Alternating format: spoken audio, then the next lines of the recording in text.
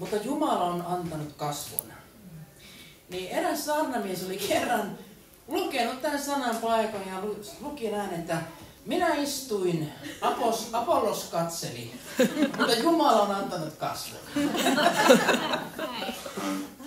Joo, ja ilmeisesti oli sitten vielä puhunutkin siitä. Joo, ihan näin, mä pyytäisin tätä meidän väkeä tänne, lauletaan nyt laulun.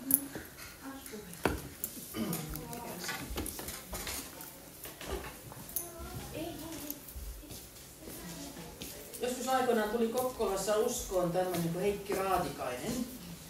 Ja hän sitten, ennen kuin jäi eläkkeelle, niin hän siirtyi vähän tuonne, mikä sen paikka, Tikkakoskeen. Joo, Tikkakoskeen hän muutti sitten. Ja nyt on eläkkeellä. Nyt on eläkkeellä, joo.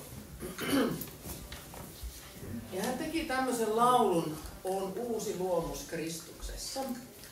Ja varmasti niin kuin te osaatte ainakin sen kerron, niin voi siihen tulla mukaan.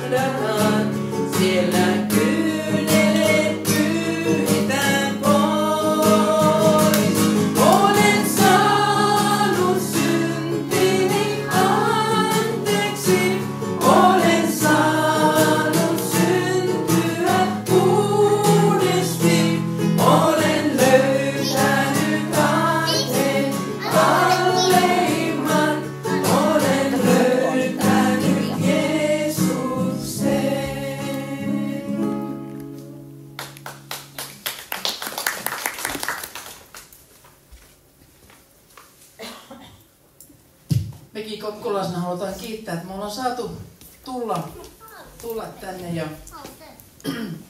ehkä itsekin vähän stressasin ennen kuin tultiin tänne, että miten kaikki järjestyy, mutta kaikki on mennyt yli odotusten. Me voitaisiin vielä ottaa tästä laulukirjasta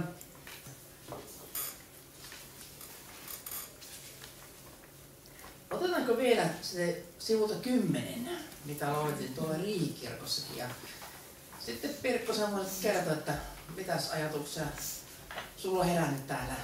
Okei. Tuolla joku kysyy, että saako tämän kirjapienen kotiin. Joo, siis kyllä, joo, voit ottaa mukaan, niin se on niin kuin muisto täältä päiviltä, kun tässä on päivämäärät ja kaikki, niin tiedät vuoden päästä muistat, missä olit.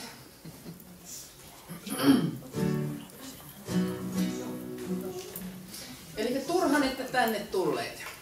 Ja näin kun on viimeinen kokous, niin voi sanoa, että aamen. Ei tultu turhaan. Turhaan ette tänne tulleet, suolta ette saapuneet. Turhaan eivät tietää taalla, etsiäkään askeleet. Turhaan ette tänne tulleet, yksin ette harhaineet.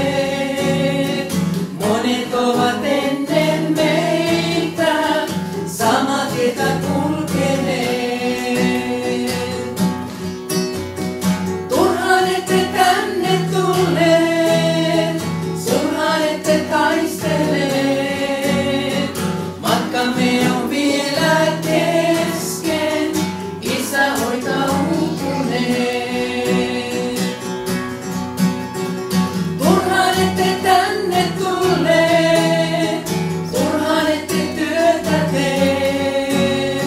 Jeesus kulkee keskellämme, lohduttaa ja rohkaisee.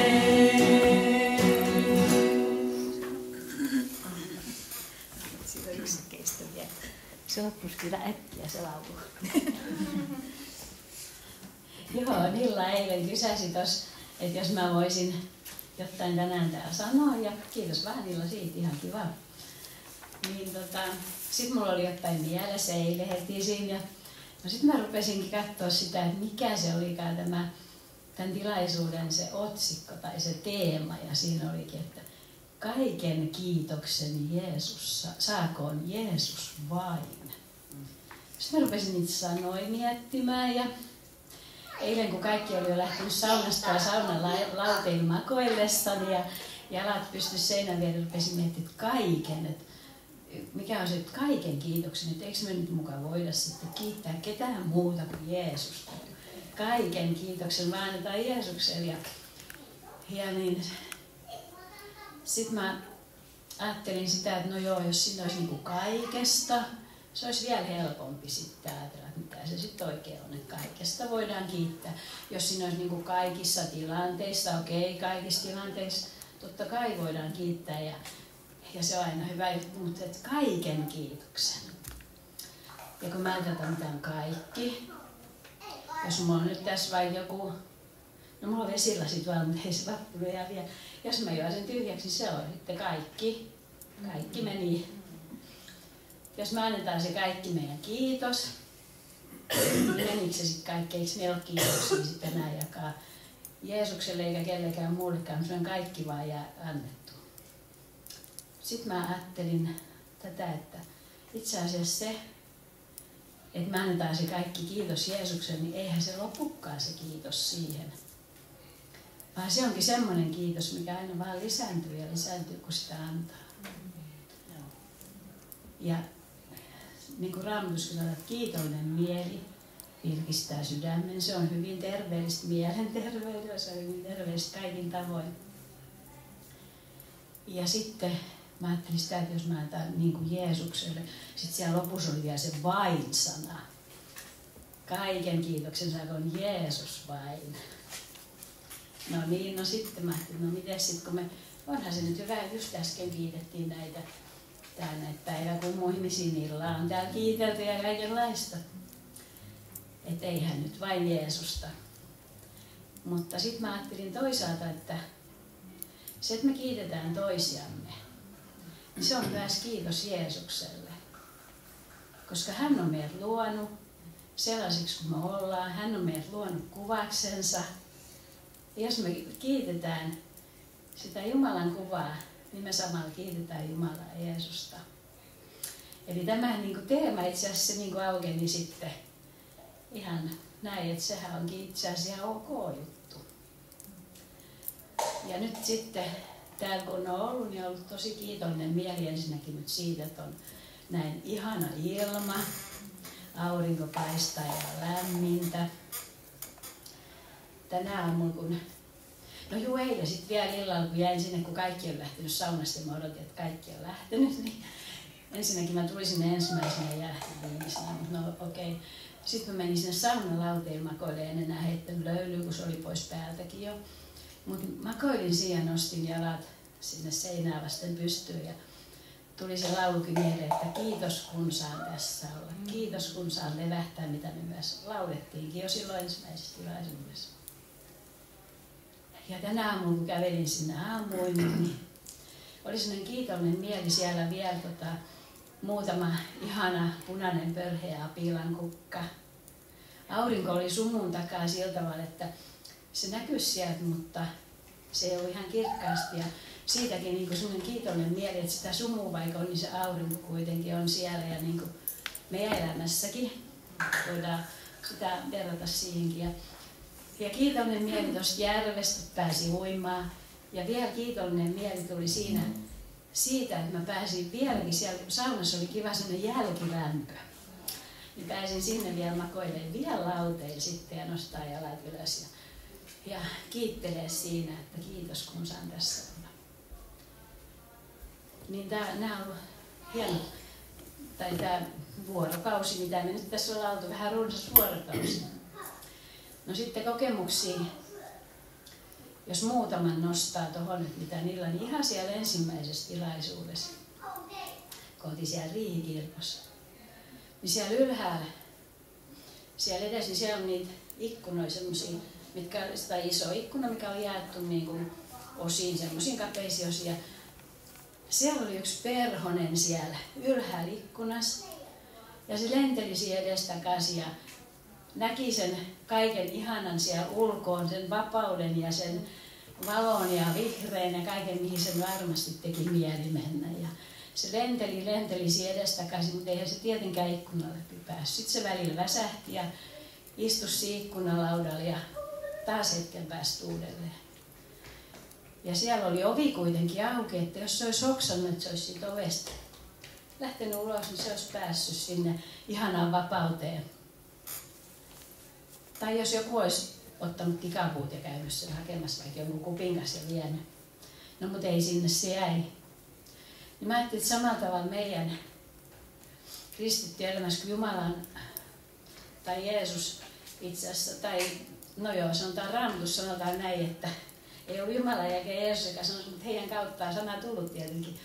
Vapauteen Kristus vapautti meidät.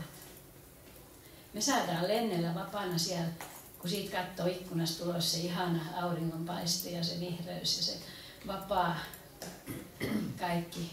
Me ollaan saatu sinne vapauteen mennä.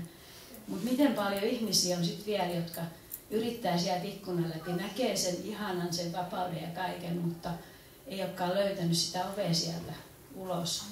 Ja niin kuin tässä on nyt puhuttu meidän, että mikä meidän tehtävä on, niin olisiko meidän tehtävä yksi tehtävä myös sitten näyttää niille ihmisille, jotka sitä ei ole vielä löytänyt, niin se Jeesus ovi.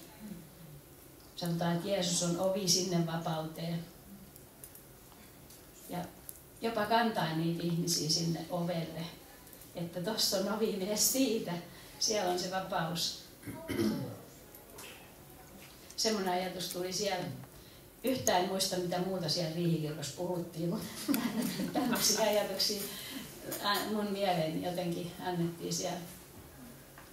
No joo, sitten on semmoinen, siis mistä se meidän kiitollisuus, kun tämä aihe nyt on kiitollisuus, niin mistä se itse asiassa pulppaa? Se sanotaan myös Jeesus oli tämä, joka sanoi tänne, että älkää siitä iloitko, että henget ovat teille alamaiset, vaan iloitkaa siitä, että teidän nimen on elämän kirjassa. Niin sehän on se juttu. Meidän nimi on elämän kirjassa, niin voidaan iloita siitä. Ja siitä ilosta ja kumpuaa se kiitollisuus ja se kiitos ja se kaikki kiitos, mitä me Jeesuksella annetaan.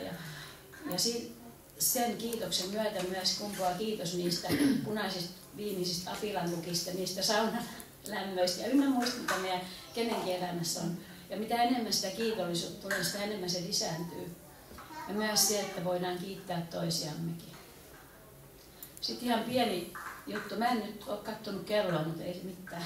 Niin, pieni juttu vielä tästä, kun näitä kokemuksia täältä.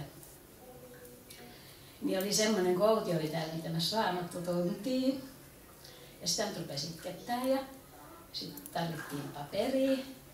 No mä olin just sattumaan sitten, tai ei nyt sattumaan, mikä elämässä tietenkään on, niin mä olin ottanut omenan tuolta ja sitä söin tuossa penkissä silloin, kun oli se tilaisuus. Ja olin ottanut 2 servettiä.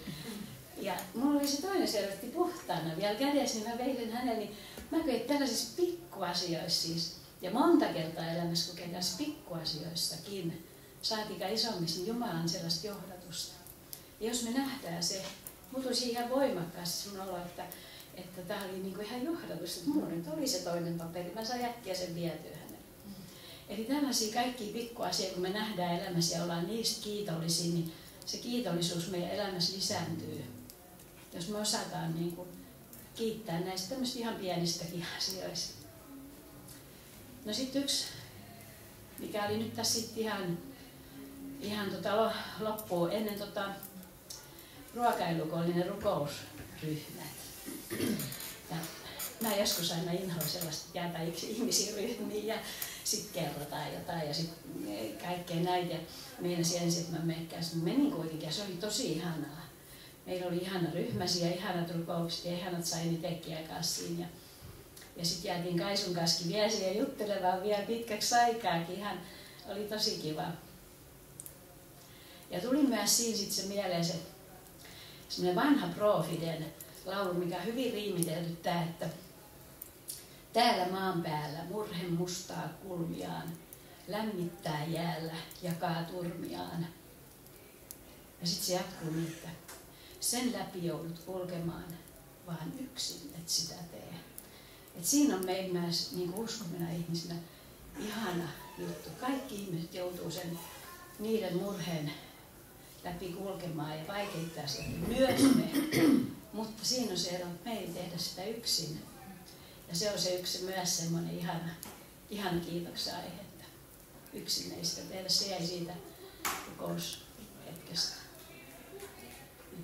mieleen. Tämmöisiä kokemuksia täällä. Sitten Tepa pyysi, että mä kertoisin yhden, mikä mä kerroin tuossa eteisessä, kun tuli tulipaloista mieleen, tämä on nyt ihan ylimääräinen juttu, niin joskus 15-vuotiaana, kun olin isosena sellaisella lastenleirillä tuolla Turun Kunstenniemessä siellä luterilaisseurakunnan, Mikaeliseurakunnan leirillä. Sitten meillä oli se leirijohtaja isoset, niin meillä oli sellainen pieni huone, missä mä aina kokoonnuttiin juttelemaan ja iltateetä juomaan, kun lapset oli nukkumassa ja muuta. Ja siinä oli semmoinen kirjahylly siinä seinällä. Ja sitten erään kerran niin oli kynttilä, niin sitten se laittanut se meidän leirijohtaja siihen hyllyyn. Niin ja se kynttilä olikin sitten jäänyt jotenkin, että sitä ei muistettu sammuttaa. Ja se sytyttikin sen hyllyn palaamaan sieltä. Ja se paloi ihan poroksi se koko hylly. Siinä oli raamattu keskimmäisen hyllyllä. Niin se raamattu siellä keskellä, niin siihen ei tullut nokitahraa, ei mitään jälkeä. Se jäi niin täysin ihan moitteettomaan kuntoon siihen. Kaikki muu ympäri poroksi. Että Jumala on näin niin kuin voimallinen myös sanansa varjelemaan silläkin tavalla ihan konkreettisesti. Ollaan kiitollisia ja kiitetään Jumalaa ja kiitetään toisiamme.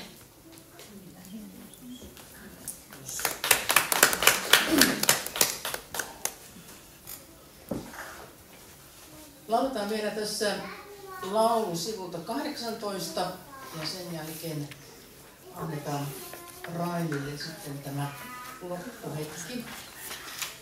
Siinä tulee kiitosta ja siinä tulee myöskin sitä, että tahdon vielä kaikille armon sanomaa. Ehkä tämä on vähän sellainen niin tullut sieltä takaa sellainen sanoma, että meidän tehtävä on